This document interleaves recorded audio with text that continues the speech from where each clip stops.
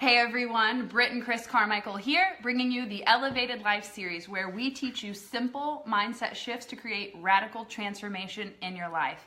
And today's topic is going to be a big one for everyone because you guys know when we work with one-on-one clients, when I'm in the hair salon, no matter what we're doing, we're always dealing with this topic, and we're going to teach you 3 things confident people do differently today. So say hello if you're here, invite a soul sister, invite a friend, tag somebody who might need this message. You know, confidence is key when doing anything in life. So we're going to share with you 3 things that confident people do differently. And you know what I love about confidence so much, because it's one of those really cool things because you can't buy it. You know, Target doesn't sell it. Are you taking my line? You're never gonna find it at Target. And the other deal is someone can't give it to you. So confidence is one of those huge factors in success. You know, confident people typically are more successful.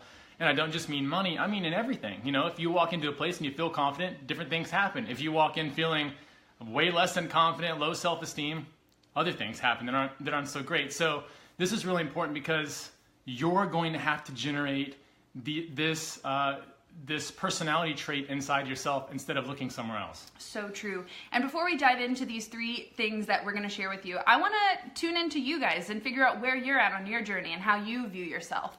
Bridget says, cute outfit, Britt. Thank you. Thank you. Hey, Alicia. Say hello if you're here. So cool to see you guys. So I want to ask you guys, on a scale of 1 to 10, let's get honest with ourselves. Let's be truthful. On a scale of 1 to 10, 10 being like, I have pink hair and wear Mickey Mouse clothes, and 1 being like, I am terrified of everything. I don't want people to judge me. I'm hiding. On a scale of 1 to 10, how would you assess your confidence? And go ahead and leave that answer in the comments below because, you know, it's in becoming aware and really seeing how you see yourself that you're able to change. You know, so many people want more confidence, but when I ask, well, like where are you lacking it? People sometimes don't even realize. So it's important to assess where are you at. That way we can then move from there.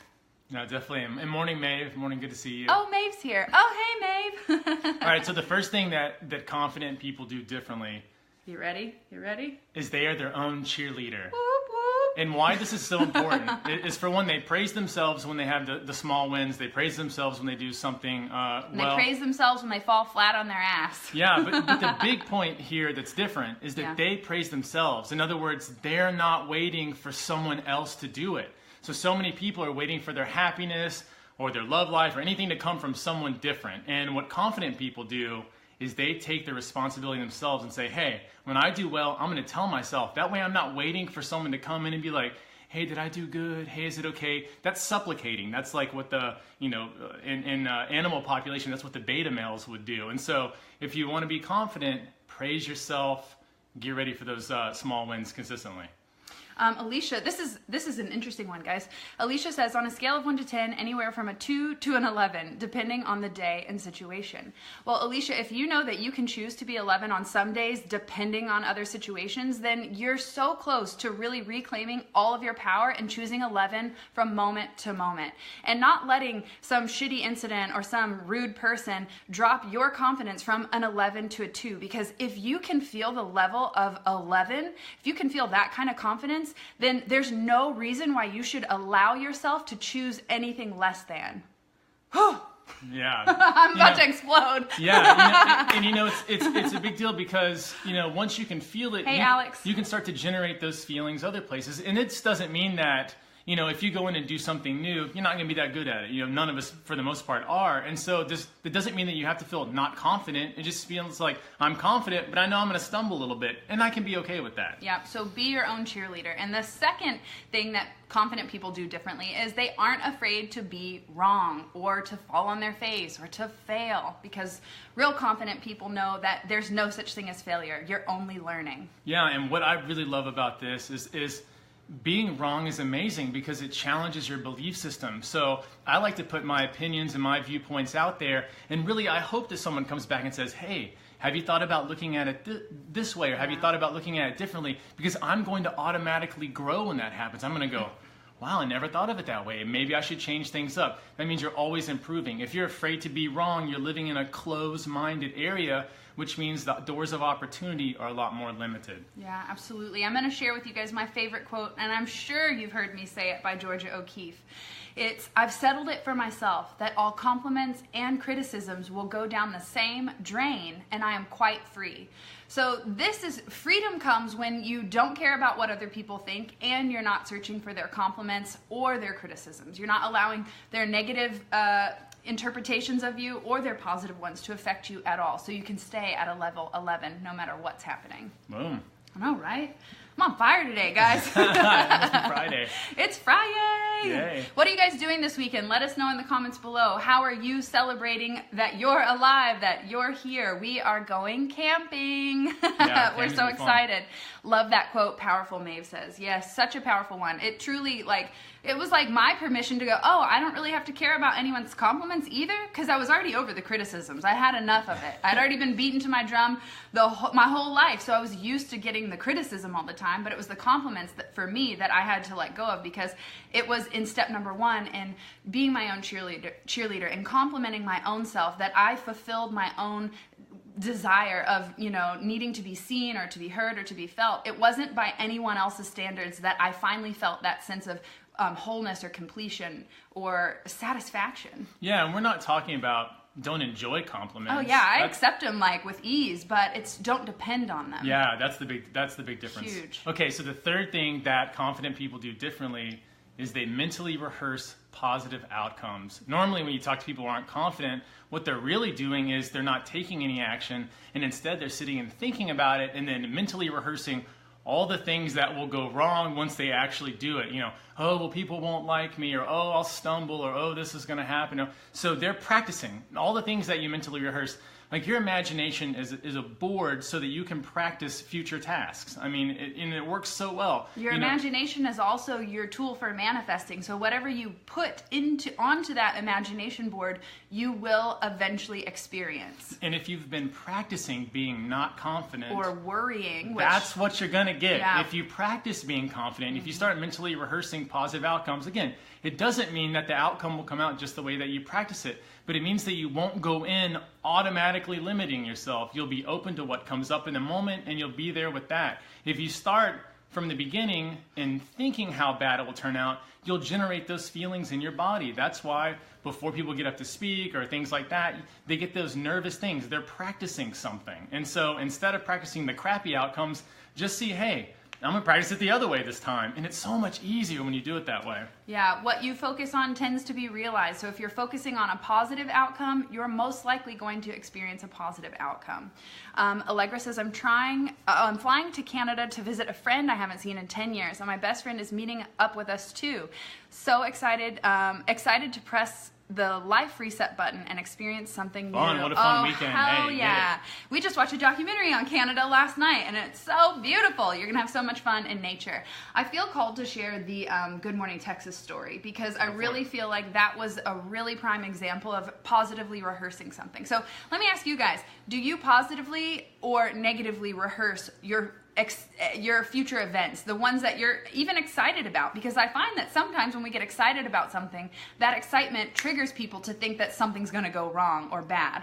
So are you practicing positive thinking, or are you practicing seeing what could go wrong?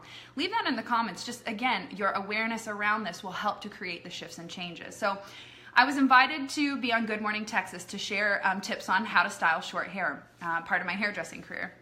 It was something I was wanting to manifest. I wanted to spread my message on a bigger platform, and we talked about getting published in magazines and being on TV, and then boom, I got the opportunity to go on Good Morning Texas. And I was so excited because I'd been preparing mentally. I'd been, seeing myself spread my message on a bigger platform, and it finally showed up. So instead of self-sabotaging the exact experience I was drawing to myself, I sat down with Chris and I said, I want this to be so amazing. I don't want to get in my own way. How do we need to do this? And so I sat down with a journal and I wrote out all the things that I wanted to talk about so that I was prepared. And I then closed my eyes and did a guided meditation where I mentally rehearsed every single step going perfectly, and I spoke smoothly, and I sounded like I knew what the hell I was talking about. You know, I imagined every positive possible outcome. And Chris even suggested that I imagine that the producers come up to me and compliment me and congratulate me for such a great segment. And I will tell you what, guys, we get there, the butterflies in my stomach are going crazy. They're like, I'm so excited, I'm so excited. And so I look at Chris, I'm shaking, I'm sweating, I'm like, ah, like excitement's gotten me, like I can feel it. What do I do? I'm nervous, like what am I supposed to say? And he just looked at me and he goes, be yourself. And I thought, but that's too easy.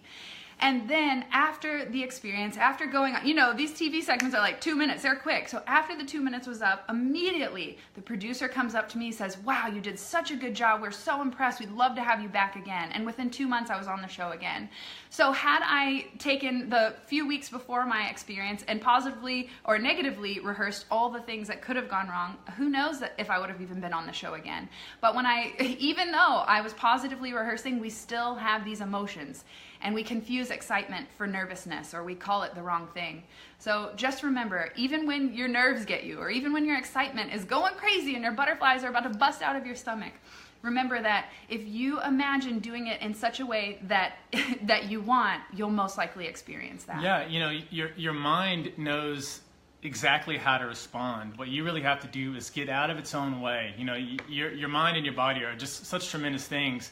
But it's that fear, it's that sitting in that fear constantly that, you know, that stops us. And so what we did with Britt was we just took, like she said, you know, those weeks leading up, every day practice, every day just sit there and think about like, oh, how's this going to go? Close your eyes, get silent, practice it out, go through the entire situation. Mm-hmm. Feel good about it, generate those good positive feelings. That way when it actually happens, the second that camera kicks on and you're live, it's a little bit easier. If you hadn't practiced it at all, the fear's definitely going to come up, you know, and be okay with that too. You know, there's going to be times where you can't practice, where you don't know that something's going to come up and you're going to be there and be like, oh crap, I've got to perform right now. But if you've done some of the practice up until that point, it's so much easier because you just say, look, whatever happens is going to happen. I'm going to be on there, and if I'm confident, if I'm sure in myself, I'll deliver what needs to be delivered. Or I'll get out of my own head and concentrate on what I'm giving to the other people and let that be the sort of beacon of light that I go to. If I'm in my head, if I'm thinking how bad it's going to be, no matter what, I probably won't do a good job. So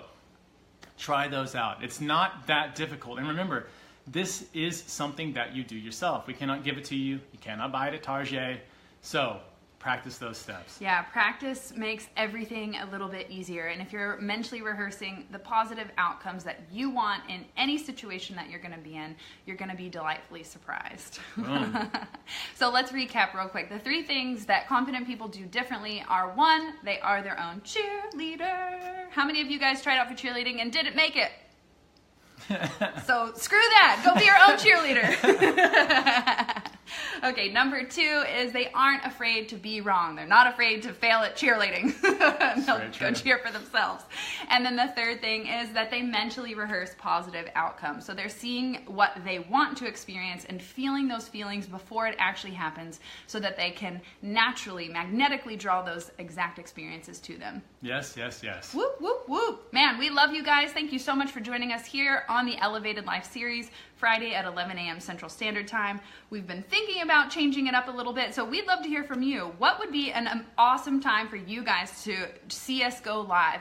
Is this time on Friday good for you, or would you prefer an evening? So we're trying to decide, do we stay in the morning? Do we switch to the evening? Leave it in the comments. We are always adaptable. We love to go with the flow and serve you guys in the way that works best. Lisa says 2 days in a row. Whoop, whoop. It's a good week. I know, guys. I love it. And if there are any comments or topics, man, sometimes I'm just too ahead of myself. If there are any topics that you'd like us to cover here on the Elevated Life, leave them in the comments below because we love answering your questions. And we'll see you guys next Friday for the Elevated Life series. Bye. Bye, guys.